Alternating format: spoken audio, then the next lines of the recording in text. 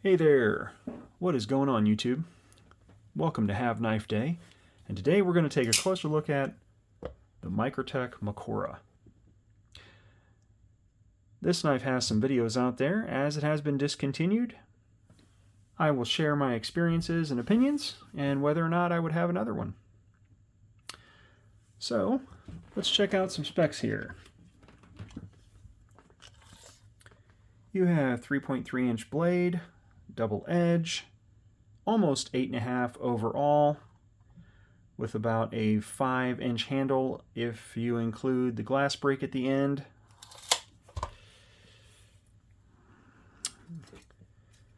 Looks like 0.12 blade thickness. Handle thickness is 0.54. Let's check out how much it weighs. There we are. 3.8 ounces. So it's a little heavy, not too much. How about some size comparisons? Well, the only thing I'm going to compare it to is probably the Ultratech, which is what it's based off of. But just for giggles, let's go ahead and throw the PM2 out there at least. At 8.25 overall. So as you can see, it's about the same length as the PM2, but it's a completely different knife.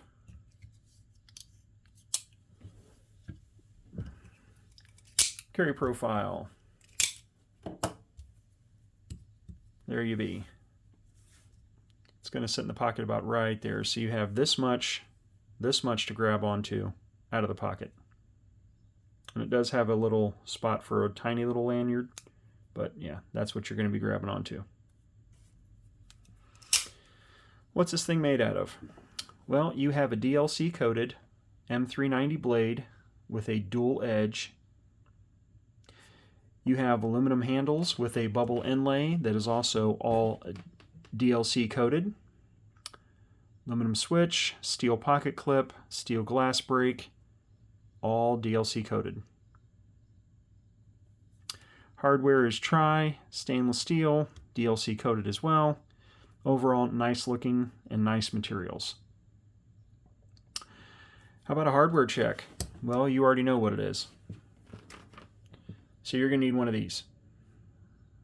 You're going to need a specific bit to get those off there. And they don't recommend you take this apart. And I wouldn't either.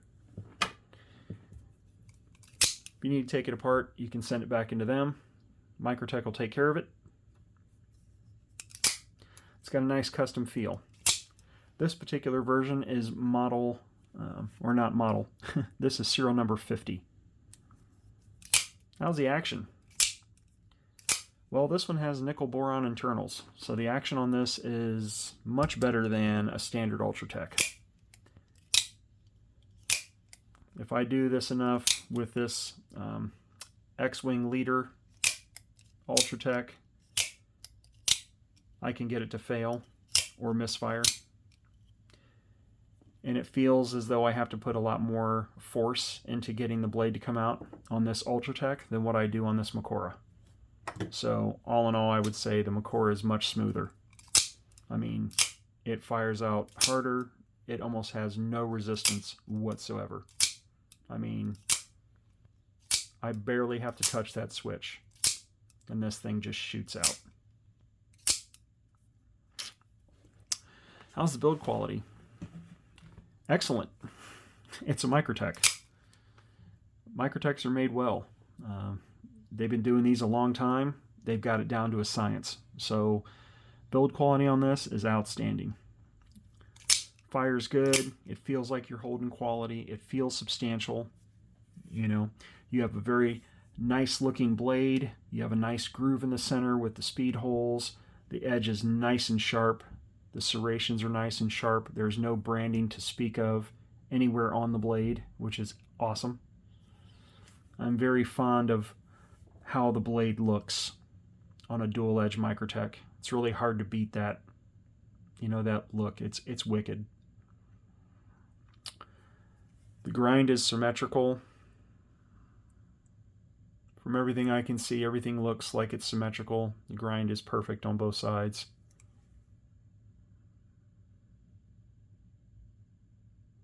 Tip looks good.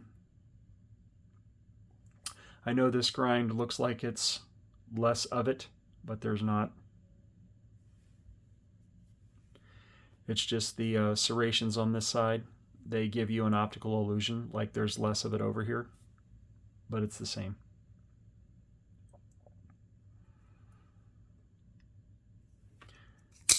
Blade to handle ratio is okay. I mean, obviously, this has to sit in the cartridge inside the body of the aluminum, so you're not going to get perfect blade to handle ratio, as the handle on this is, you know, almost 5, including the glass breaker, when you only have 3.3 of cutting, or a 3.3-inch blade. So I would say the overall look of this is absolutely sick. You know, they do a great job with their all blacked out versions. You know, when they murder them all out, they just look sick. I like this bubble inlay, although I think it's aluminum, but I'm not sure what the bubble inlay actually is made out of. I will say that although it looks really, really cool, you can see that the edges were not quite there. So I don't know if that was something that it wasn't sized exactly right, or maybe that's how it's intended to look just because of the raised material. But if you put your fingers over it like this, you can't feel any edges, no hot spots to speak of. So all in all, pretty good build. Looks awesome. How's it carry? Well, it's only about 3.5 ounces, or almost just under 4 ounces, so it carries pretty well. Carries slim in the pocket. Carries like this. Switch is going to be exposed, so since everything is aluminum, I wouldn't put anything in my pocket with this, and I haven't. I don't think there's any hot spots to speak of. The glass break is functional, but it is not sharp. No, I have not tested anything on this knife, but I have tested stuff on my other Ultratechs, which are functionally on the outside the same, as you can see. I have not tested the blade, nor have I tried to cut anything with this, but the blade grind and the material is the same as the Ultratechs, so I know that these are thicker and they're not meant to be a slicing machine. This is meant to be a self-defense implement. I think that the clip is a little too large for this knife. I mean, it's more than half of the overall length of the body, and I think it could be a little bit shorter, because you really don't need this much blade for a knife that's only this big. So in the pocket, you only have this much. And you know, this blade could probably be done, this clip could be done about right here, in my opinion. You know, it doesn't really need to be, you could lose 3/4 of an inch and not even worry about it. So, I mean, I think that's something that should be a little shorter. I will say that it's not too sharp on the edges. It does have a little bit of an edge. It has a decent ramp, and it goes in and out of the pocket pretty easily. You have a little bit to grab onto as you pull it out of the pocket or slide it in the pocket. And pretty much you can do this one-handed. When you pull this out of the pocket, since the switch is over here, you will not have to worry about the tension opening up the knife automatically without you wanting to. There's enough tension there to where you'd really have to push it hard against something to get that to come out. So I would say overall, ergos and comfort, I would say it's pretty comfortable in the hand. Your thumb wants to rest right there on the front of the switch. Feels good in the hand. You can definitely feel the pocket clip in the middle of your hand there. It doesn't hurt. It's not abrasive at all, but you do feel it there. So I think it's a good weight for what it is. I mean, it's only a little bit heavier than what the blade length in inches is, so not too bad. I like the functional grooves on the switch. It slides effortlessly, so there's not a lot of effort that you need to engage and deploy. And like I said, with the nickel boron internals, this thing fires excellent and retracts excellent. Okay, you want one? Well, you're going to have to find a site that has it, because these have been discontinued for a little bit. These were about $600 when they were new, and they had some other variations. You could get just a regular apocalyptic blade that was not dual edge for about the low 500s. Also, none of this was DLC coated. Several sites had them, and now if you want to find them, you're going to want to look at sites like Blade Forums, Facebook sites, consignment sites of that nature. eBay and Blade Binge and a few others, they do not sell automatic knives. So finding these on those platforms is not only against their policies, but very difficult, because they're usually taken down very quickly if somebody lists them. I would say the overall value for what you're getting is good. This particular knife was in the low 400s, and the firing action on this is not even close to this. So if you're wanting that that sick, all blacked out, murdered out look, and you want something that fires way better than a standard Ultratech, then I think the Makora is going to be it's going to be what you're looking for. I would say the packaging is not bad. You know, if this is something you plan on reselling, you can. This is the box it comes with. So you have the pamphlet, you have the sticker, the little bag that comes with it. That's pretty much it. This is what it is. This is the model number, the serial number on it.